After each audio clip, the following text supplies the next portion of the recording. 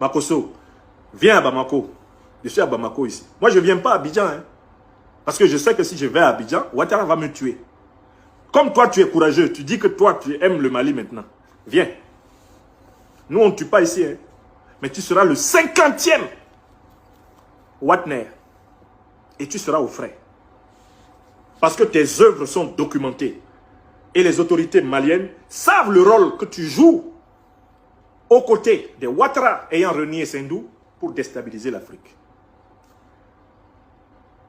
Un homme averti en vaut deux. Mais comme toi, tu es un gnome, pas un homme, un gnome, c'est-à-dire un individu spirituellement rabougri. Ce que je t'ai dit là, si c'est bien entré dans ton oreille droite, bouge bien ton oreille gauche pour que ça reste au centre de ton crâne et que ça excite un tant soit peu cette glande qui chez toi a presque disparu, la glande pinéale. Laisse ce que je t'ai dit toucher un tant soit peu ta glande pinéale pour de nouveau te donner un début de cohérence. En attendant, Palabre est doux. C'est toi qui as commencé. Mon nom dans ta bouche là, c'est toi qui as mis. Ce monsieur devrait être emprisonné. Car régulièrement, il a été fait état de bastonnade mortelle administrée par cet homme à sa femme aujourd'hui dans la tombe. Alassane Ouattara est un hébergeur de féminicide. Alassane Ouattara cautionne le mépris des femmes. Makosso est l'incarnation du mépris de nos mères, du mépris de nos épouses, du mépris de nos filles et de nos sœurs. Il ne peut pas être un pasteur. Un homme qui tabasse sa femme ne peut pas être un pasteur.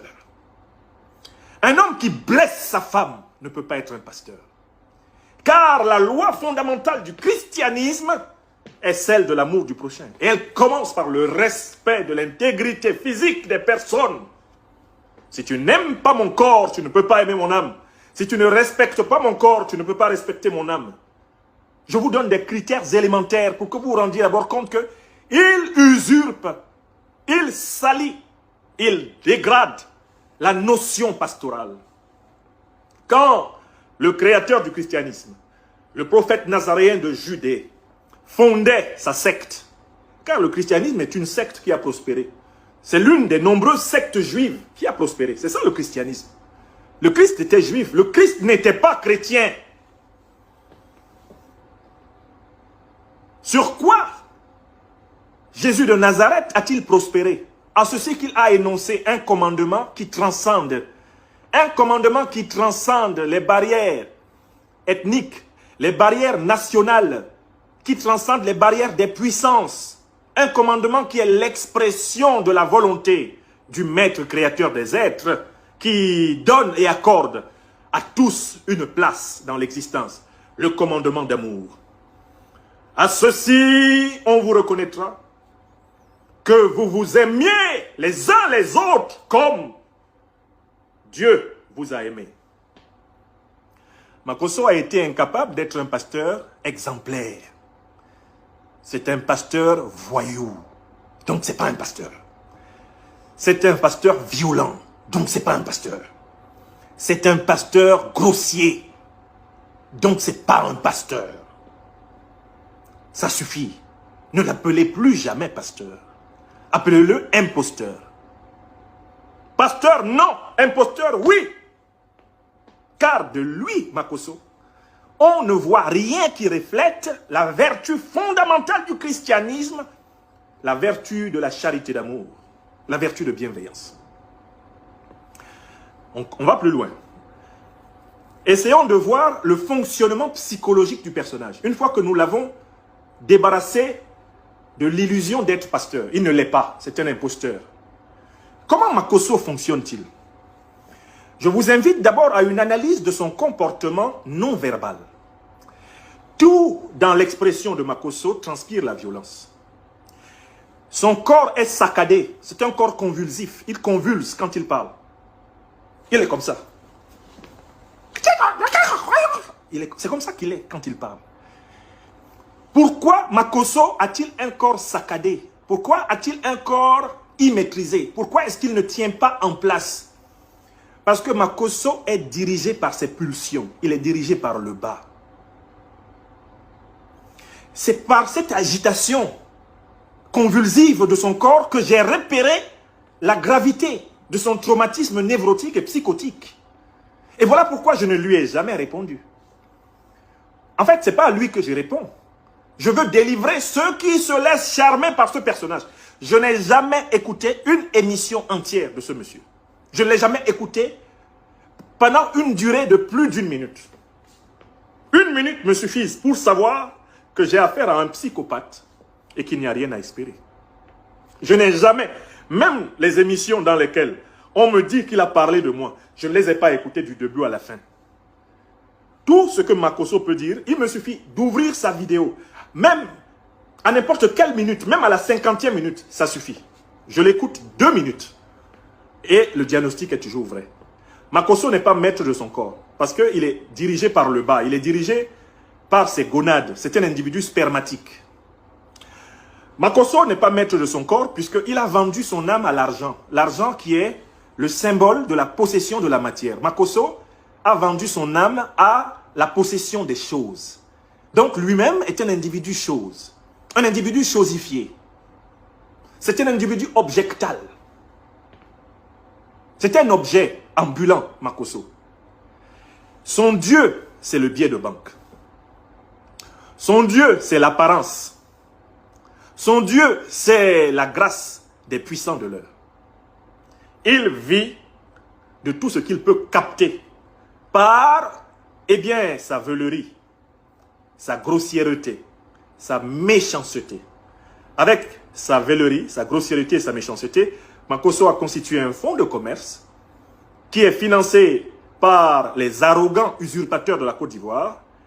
Et voilà l'un des individus qui croit pouvoir briller devant l'opinion en montrant souvent qu'il possède beaucoup d'argent.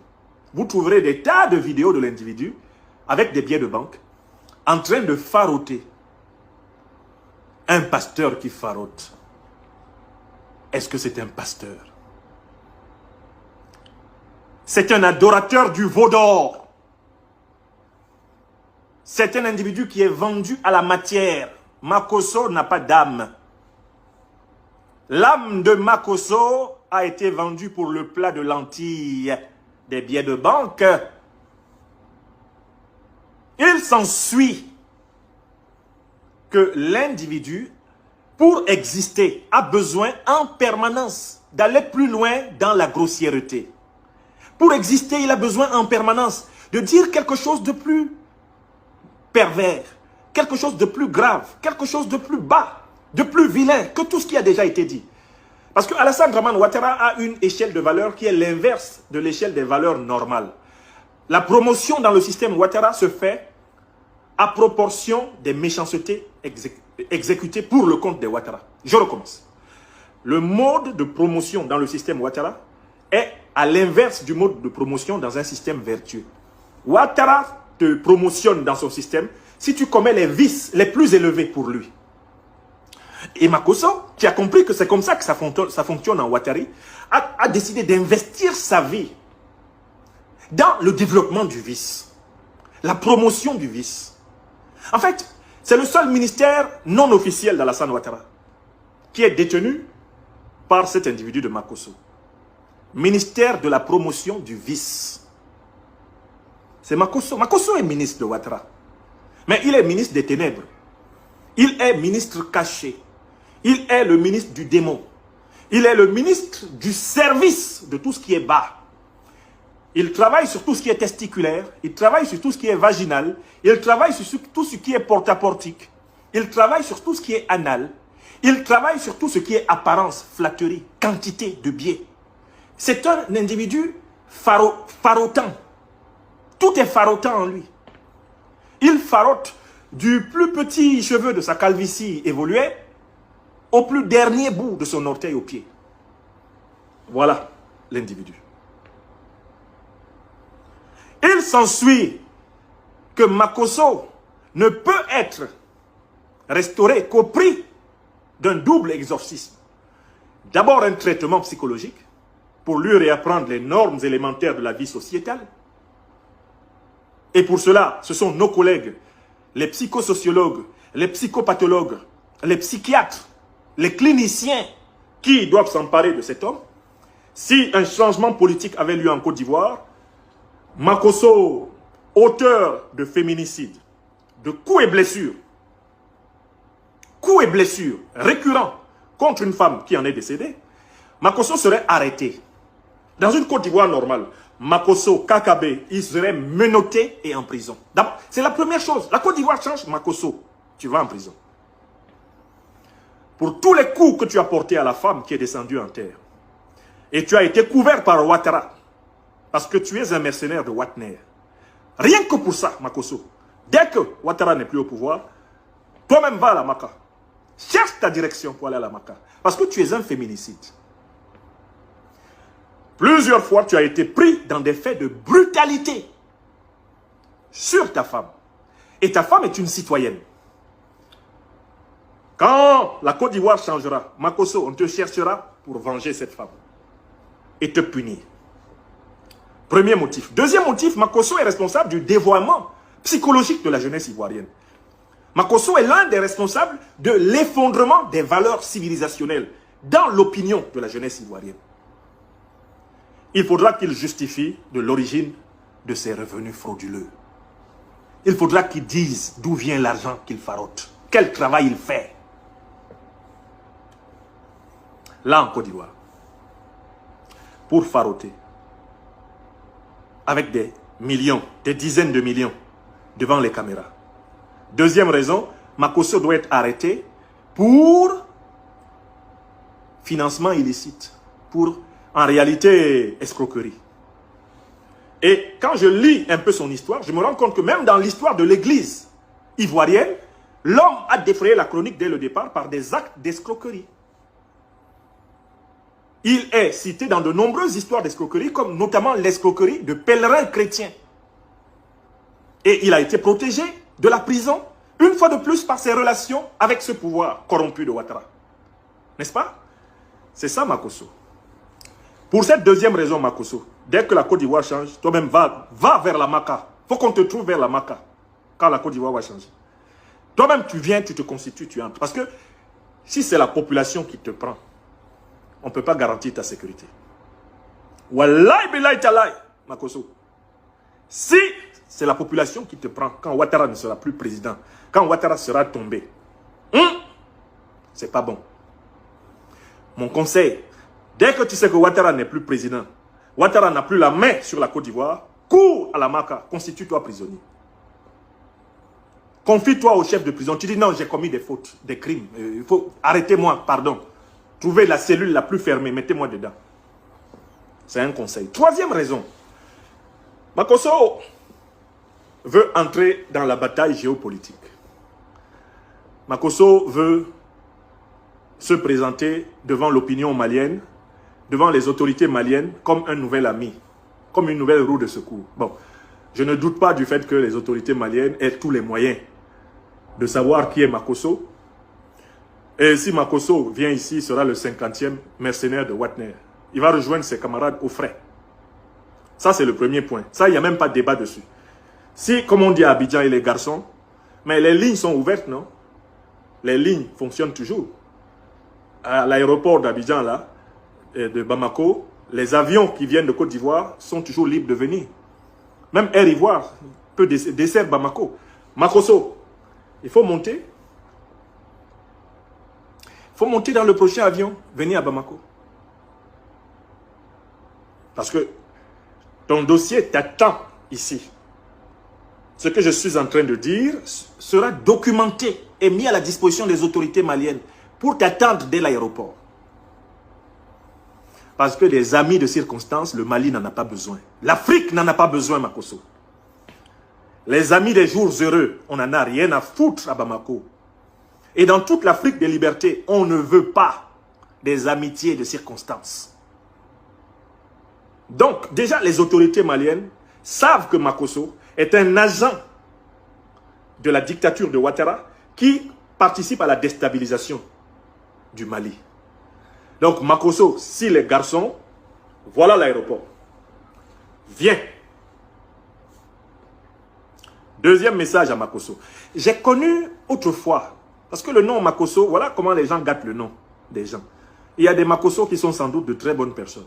Je suis désolé, mais je suis obligé de me souvenir de quelque chose qui m'a marqué et qui m'a toujours intrigué. Pour conclure ce propos. Quand j'étais à Poitiers, dans les années 2000, j'ai vécu à Poitiers, dans le centre-ouest de la France, entre l'an 2000 et l'an 2003. J'ai été vice-président de l'association des élèves et étudiants camerounais de Poitiers, ASECAM. J'ai été président d'une association, l'association des associations africaines de la ville de Poitiers, qui s'appelait le CAP, Comité d'action panafricaine. Ceci m'a permis de connaître la plupart des Africains de ma génération qui vivaient dans cette ville de Poitiers et aux alentours, dans le Poitou-Charentes. Je me souviens que l'un des drames qui m'a marqué dans cette communauté africaine, l'un des drames qui m'a le plus marqué, c'est le décès par suicide d'un jeune que nous appelions affectueusement G. Coco. On l'appelait G. Coco. Que Dieu accorde au voyage de son âme son pardon et qu'il lui accorde sa grâce. Je ne veux pas ici, de près ou de loin, entacher ou salir sa mémoire. Mais ce jeune, G. Coco, son nom, c'est Makosso. Il s'appelait Makosso Gérald. Et c'était un jeune extrêmement inspiré. Et à un moment donné, il a fait, on ne s'en est pas rendu compte, nous-mêmes qui vivions en cité universitaire, avec ce jeune-là, on ne s'est pas rendu compte. Il était un peu délirant, comme celui-là, comme l'autre Makosso là, dont je parle. Le jeune, à un moment donné, était un peu délirant. Il disait des phrases, on avait du mal à comprendre le lien qu'il y avait entre ces phrases. Et un jour, il y a un endroit tristement célèbre à Poitiers, à la gare de Poitiers, un endroit où il y a un pont qui passe au-dessus de la gare et qui passe au-dessus de la ligne de TGV. Un jour, on apprend que G. Coco, Makosso, est allé. Il est allé sur le pont et il s'est jeté sur la voie ferrée exactement au moment où passait le TGV Paris-Poitiers. L'enfant fut broyé. Voilà le dernier souvenir de quelqu'un qui s'appelle Makosso que j'avais dans ma tête. Donc quand j'ai vu l'agité du bocal de soi-disant pasteur Makosso sur les réseaux sociaux, ma mémoire a immédiatement établi une connexion entre ce Makosso et l'autre. Et aujourd'hui, j'ai le sentiment qu'un jour, si on n'aide pas ce prétendu pasteur à se soigner, il va se suicider. Je crains beaucoup. J'ai peur pour lui. En plus, il est le seul parent qui reste à ses enfants, après avoir esquinté, par des violences répétées et médiatisées, son épouse. Il est le seul parent qui reste à ses enfants.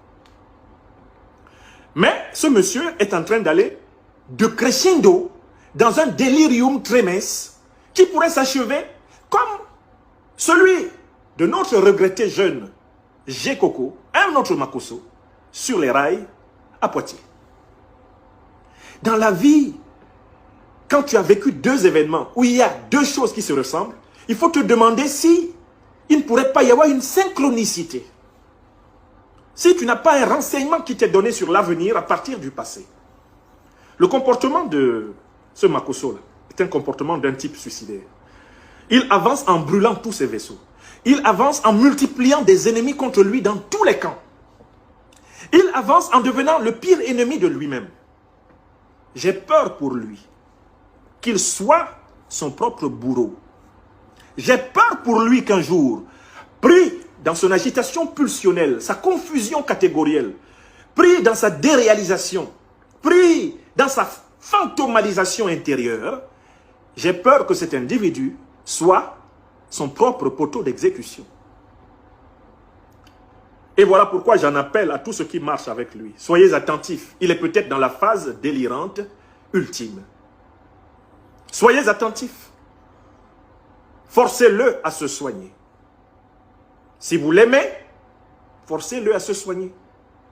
Parce que la phase d'après là, c'est qu'on va le trouver ayant lui-même interrompu ses jours tellement il sera dégoûté par sa propre vie. Parce que quand ta vie est dégoûtante là, tu continues. Mais à un moment, le dégoût que tu as produit dans ta vie se met face à toi sous la forme d'un démon qui te harcèle et qui te pousse à te détruire. Les choses dégoûtantes que l'on fait finissent tôt ou tard par fabriquer une ombre menaçante qui peut nous pousser à nous autodétruire. Voilà le mécanisme dans lequel se trouve ce Makosso. Et je voulais dire aux membres de sa famille, à ses derniers rares amis, je voulais leur dire de veiller sur lui. Voilà tout le mal que je lui souhaite. Mais je voulais lui dire, comme tu as pris mon nom et tu as mis dans ta bouche, écris mon petit nom dans ta tête. On m'appelle Chef Signé. Quand tu as cherché des palabres avec lui, n'oublie pas, lui il n'oublie jamais. Il ne t'oublie jamais et il ne te laissera qu'après t'avoir étalé. Je recommence. Écris bien mon nom dans ta tête. On m'appelle Chef Signé. Quand tu as cherché des palabres avec lui, tiens bon. Ouattara Draman, le Sindouman, il en sait quelque chose.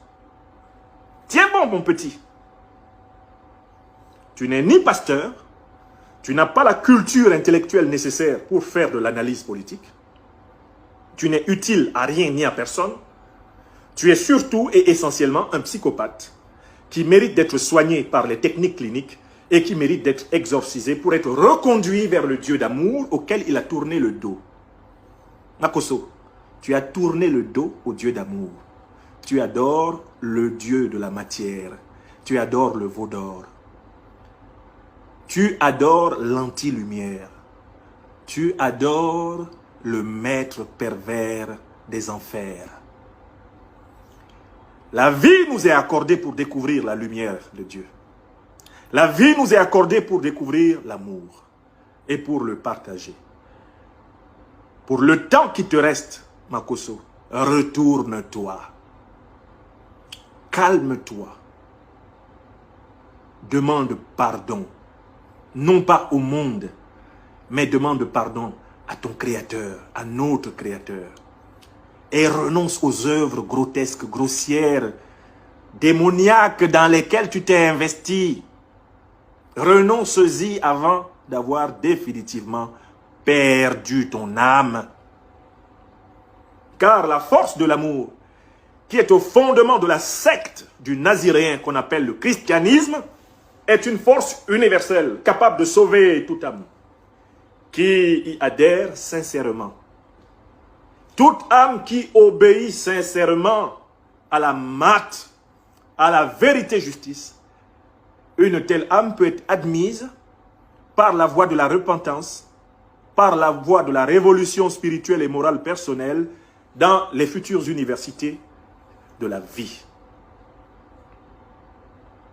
Voilà le conseil que je voulais donner à ce monsieur en lui disant, si pour la lutte politique, c'est notre travail. Makosso, viens à Bamako. Je suis à Bamako ici. Moi, je ne viens pas à Abidjan. Hein, parce que je sais que si je vais à Abidjan, Ouattara va me tuer. Comme toi, tu es courageux. Tu dis que toi, tu aimes le Mali maintenant. Viens. Nous, on ne tue pas ici. Hein, mais tu seras le 50e Watner. Et tu seras au frais. Parce que tes œuvres sont documentées. Et les autorités maliennes savent le rôle que tu joues aux côtés des Ouattara ayant renié Sendou pour déstabiliser l'Afrique. Un homme averti en vaut deux. Mais comme toi tu es un gnome, pas un homme, un gnome, c'est-à-dire un individu spirituellement rabougri. Ce que je t'ai dit là, si c'est bien entré dans ton oreille droite, bouche bien ton oreille gauche pour que ça reste au centre de ton crâne et que ça excite un temps soit peu. Cette glande qui chez toi a presque disparu, la glande pinéale. Laisse ce que je t'ai dit toucher un tant soit peu ta glande pinéale pour de nouveau te donner un début de cohérence. En attendant, palabre est doux. C'est toi qui as commencé. Mon nom dans ta bouche là, c'est toi qui as mis. Comme dit Alassane Ouattara, faites-moi confiance. Non, non, non, non, non. On va s'occuper de toi, mon petit. Hein? Faites-moi confiance. C'est pas Ado qui dit ça. Vous pensiez que c'est vous qui alliez mélanger toute l'Afrique de l'Ouest. Vous alliez déstabiliser le Mali cadeau, hein, pédaler le Burkina. Hein? Ouattara il avait dit qu'il voulait être empereur. On a compris. C'est pour ça qu'il a infiltré des mercenaires partout. Parce qu'il veut implanter des régimes qui sont soumis à sa personne. Puisque son rêve, I think I would have been an emperor. An emperor. Tu ne seras pas empereur, Ouattara. Tu ne seras pas empereur. Tu descendras du pouvoir avant de l'avoir été. Et sans jamais l'avoir été, Ouattara. Car tu es un ennemi du peuple de Côte d'Ivoire, un ennemi du peuple malien, et tu es un ennemi de l'Afrique. C'est cela qui est ça. Et ce ne sont pas les recommandations, les missions données à Makosso qui y changeront quelque chose. Nous le tenons, le petit. Le petit excité du bocal.